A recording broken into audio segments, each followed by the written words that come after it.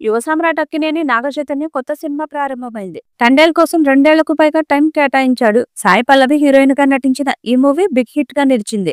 100 కోట్ల క్లబ్ లో చేరింది. దీంతో రెట్టించిన ఉత్సాహంతో తన 24వ సినిమాకు సిద్ధమయ్యాడు. ఈ మూవీ గతంలోనే అఫీషియల్ గా అనౌన్స్ అయింది. ఇప్పుడు లేటెస్ట్ గా ప్రారంభమైంది. విరూపాక్షతో బ్లాక్ బస్టర్ కొట్టిన దర్శకుడు కార్తీక్ వర్మ దండు డైరెక్ట్ చేస్తున్న ఈ చిత్రం నాగచైతన్య కెరీర్ లోని 100 కోట్ల బిగ్గెస్ట్ బడ్జెట్ తో రూపొందుతుంది. మైథలాజికల్ థ్రిల్లర్ గా రూపొందబోతుంది. భారీ స్థాయిలో విజువల్ ఎఫెక్ట్స్ ను ఈ చిత్రం కోసం వాడబోతున్నారట.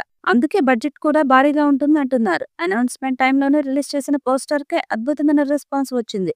దర్శకుడు సుకుమార్ శిష్యుడు. అందుకే ఈ ప్రాజెక్టు నిర్మాణంలో సుకుమార్ కూడా భాగస్వామి అయ్యాడు. మరో నిర్మాతగా బీవీఎస్ఎన్ ప్రసాద్ ఉండబోతున్నాడు. NC24 అనే వర్కింగ్ టైటిల్ తో స్టార్ట్ అయిన ఈ చిత్రం అన్నపూర్ణ స్టూడియోలో వేసిన భారీ సెట్స్ లో చిత్రీకరణ మొదలైంది. మరి ఈ చిత్రంలో నాగచైతన్య తండేల్ మించే హిట్ కొడతాడా అనేది చూడాలి. ఈ సినిమాలో నాగచైతన్యకి జోడీగా మీనాక్షి చౌదరి నటిస్తున్నట్లు సమాచారం. ముందుగా పూజా హెగ్డే పేరు వినిపించింది. ఈ క్రమంలో చై కోసం మీనాక్షిని దింపినట్లు టాక్. అలాగే NC24 వర్కింగ్ టైటిల్ తో రానున్న ఈ సినిమాకు ఇంట్రెస్టింగ్ టైటిల్ ఫిక్స్ చేశారట.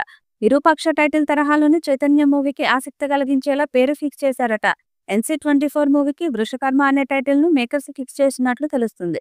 ఈ క్రమంలో సైమా ఎక్స్ అకౌంట్ లో పెట్టిన పోస్ట్ తో టైటిల్ కన్ఫర్మ్ గా ఇదే అయి ఉంటుందని నెటిజన్స్ మాట్లాడుకుంటున్నారు. త్వరలో మేకర్స్ నుంచి టైటిల్ పై అధికారిక ప్రకటన వచ్చే అవకాశం ఉంది. వృషకర్మ అంటే కార్యసాధకుడు, చేసే పనిపై శ్రద్ధ ఉన్నవాడు అని అర్థం. ఈ మైథలాజికల్ థ్రిల్లర్ లో చైతు ద్విపాత్రాభినయం చేయనున్నారట. కనిపించే 2 పాత్రలకు చాలా వేరియేషన్స్ ఉంటాయని, ముఖ్యంగా చైతు ఇందులో తన కొత్త లుక్ తో అదరగొడతారని సినీ వర్గాల్లో టాక్ నడుస్తుంది. ఈ మూవీపై మీ అభిప్రాయాన్ని కమెంట్ బుక్లో తెలియచేయండి.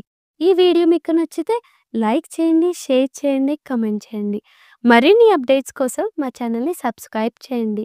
అలాగే పక్కనే ఉన్న గంట సింబల్ని గట్టిగా కొట్టండి.